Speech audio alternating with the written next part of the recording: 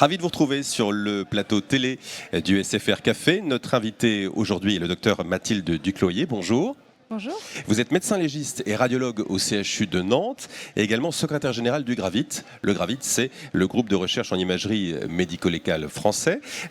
Première question, puisque vous avez animé ou vous allez modérer une session sur le b.a.-ba de la recherche en imagerie médico-légale. Sur quel sujet peut-on faire de la recherche en imagerie médico-légale ? Merci d'abord pour votre invitation. Alors, ce qui est vraiment très enthousiasmant, c'est qu'il y a beaucoup de sujets sur lesquels on peut travailler en imagerie médico-légale. Alors, on pense souvent à la corrélation entre l'autopsie et le scanner. C'est comme ça que ça a débuté, la recherche en imagerie médico-légale, puisque au moment du développement du scanner, de façon générale, on a commencé à faire des scanners des morts. Et donc, la première question qui s'est posée, c'est est-ce que le scanner peut faire mieux ou en tout cas peut voir des choses différentes de l'autopsie ? Donc les premières études ont surtout été faites là-dessus, mais je voulais un petit peu insister sur le fait qu'il y a plein d'autres sujets potentiels sur lesquels on peut faire de la recherche. Il y a la thanatologie, mais il y a aussi l'imagerie médico-légale du vivant. On peut faire chez l'adulte, chez l'enfant, on peut faire en anthropologie, sur la détermination de l'âge, du sexe. Et puis au-delà des thématiques qui sont très variées en médecine légale, on peut aussi travailler avec des modalités d'imagerie différentes, en IRM, en scanner, en échographie. Et puis avec des méthodologies qui sont vraiment très variées. On peut faire effectivement la corrélation entre l'imagerie et l'autopsie, mais aussi on peut faire de l'étude cas témoins, on peut faire des revues iconographiques qui ont des valeurs pédagogiques très intéressantes. Donc voilà, il y a vraiment un champ de possibilités. Il y a un panel très varié. Exactement. Quels sont ceux qui ont plus la cote que d'autres ? Alors, ce qui est souvent mis en avant, encore une fois, c'est vraiment la corrélation entre l'autopsie et l'imagerie. Alors, il y a eu tout un mythe. On s'est dit à un moment que l'imagerie allait pouvoir remplacer l'autopsie. Alors, on sait bien sûr aujourd'hui que c'est pas le cas et que c'est vraiment deux choses qui sont très complémentaires.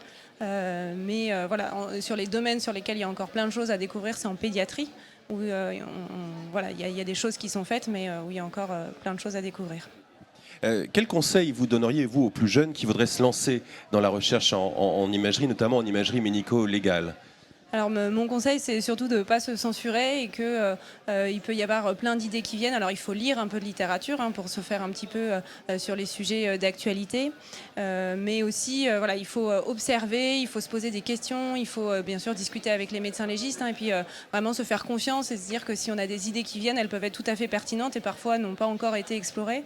Donc il faut observer, il faut lire, il faut imaginer et surtout ne pas avoir peur de se lancer. Et même quand on est jeune, on peut vraiment faire des découvertes. Mon premier papier, c'était vraiment une idée un peu naïve. Donc c'était sur l'apport du scanner dans les morts néonatales. Et puis on a réussi à montrer des choses vraiment très intéressantes finalement avec pas beaucoup ni de matériel ni de moyens. Et donc faut surtout pas se censurer. Il faut pas hésiter à se lancer. On manque de jeunes dans cette spécialité ?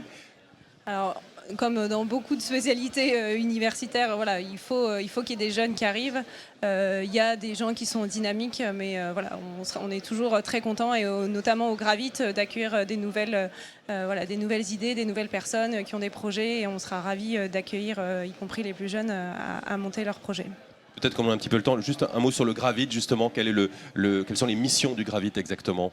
Donc on est un groupe d'une dizaine de radiologues en France qui avons vraiment pour but de promouvoir et la recherche et l'enseignement en imagerie médico-légale. Donc c'est le docteur Gorincourt et le docteur Dédouis et le docteur Dumousset qui initialement ont créé le GRAVIT. Et donc là, on anime tous les ans une journée d'imagerie médico-légale au JFR. On anime aussi des workshops et des sessions pédagogiques au congrès de la Société française de médecine légale. Le docteur Dédouis a organisé il n'y a pas très longtemps le congrès de la Société internationale d'imagerie forensique. Donc voilà, le but du GRAVIT, c'est vraiment de diffuser au maximum les connaissances sur l'imagerie forensique. Et puis on espère pouvoir à terme proposer des formations un peu délocalisées en région. Vous en parlez en tout cas très bien. Merci beaucoup, docteur Mathilde Ducloyer, d'avoir répondu à nos questions.